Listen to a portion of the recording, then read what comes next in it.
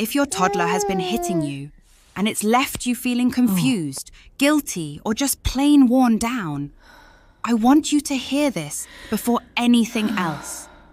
You are not alone, and you are not failing. Here's what most parents don't know. Toddler hitting isn't bad behavior. It's a brain event. In the next 8 minutes, you'll understand exactly why it happens. And I'll give you 3 specific responses you can try the next time it does. Because the way you respond in those moments isn't just about stopping the hitting. It's about teaching your child how to handle big emotions for the rest of their life. Let's start with the brain. Because once you understand this, the hitting makes complete sense. There's a region at the front of your brain called the prefrontal cortex. Think of it as the control room. It handles decision-making, impulse control, and emotional regulation. It's the part of you that can feel absolutely furious and still choose not to throw something. Here's the thing, in a toddler, that control room is not built yet. The prefrontal cortex takes decades to fully mature, well into early adulthood. So when your 2-year-old gets overstimulated, overtired, or overwhelmed, that control room goes dark. There's no one at the wheel. Now meet the other player. The amygdala. Say it with me. Amygdala. Think of it as the alarm. It detects big feelings and it fires fast. Danger. Too much. Overwhelming. In adults, the prefrontal cortex usually steps in and turns the alarm down. We call that self-regulation. In a toddler, the alarm goes off and nothing turns it down. What comes out of the body instead is physical. A hit, a bite, a shove. This is not defiance. This is not a manipulative child. This is a brain that has been overwhelmed and has no other way out yet. Once you see it that way, you stop trying to punish the hitting out of them. You start trying to help them through it. So now you understand what's happening. The question is, what do you actually do? Here are 3 responses. You don't need to master all of them at once. Even one, done consistently, will start to shift things. Response 1. Stop the moment without making it bigger.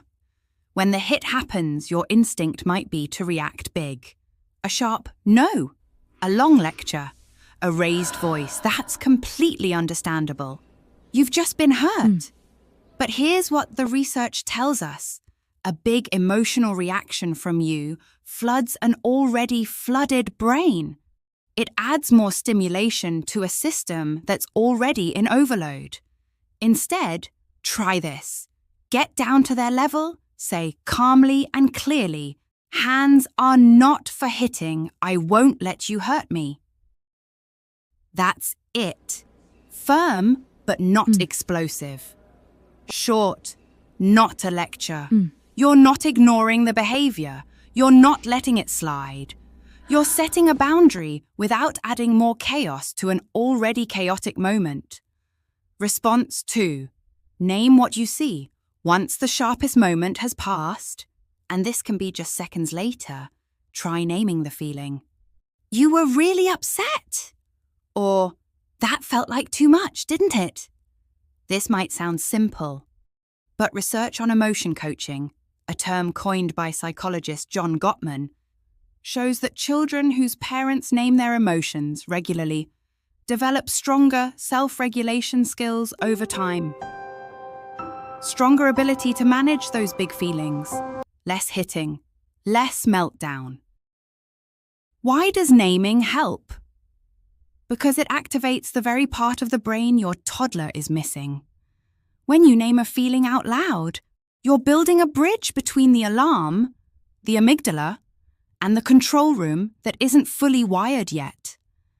You're doing the regulation for them until they can do it themselves. That's what researchers call co-regulation. You staying calm on purpose is teaching their nervous system what calm feels like. Response 3. Teach the replacement after the storm. This one cannot happen in the middle of the meltdown. In the heat of the moment, the control room is offline. No lesson will land. But 10 minutes later, when they're calm and you're calm, you can try this. Earlier, you were really upset and you hit me. I know that felt huge. Next time that big feeling comes, can we try squeezing my hands really hard instead? Or stomping our feet? You're not reliving it to punish. You're reliving it to teach. You're giving their body an alternative. Something physical, something safe.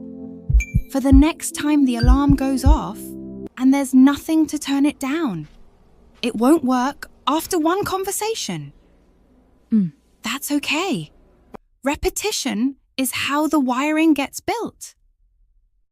Every time you do one of these, every time you stay steady when they lose it, you're not just stopping the hitting, you're building the control room, one conversation at a time. That's the work. And you're already doing it, just by understanding why it happens. If this helped, come find us on Instagram. The link is in the description.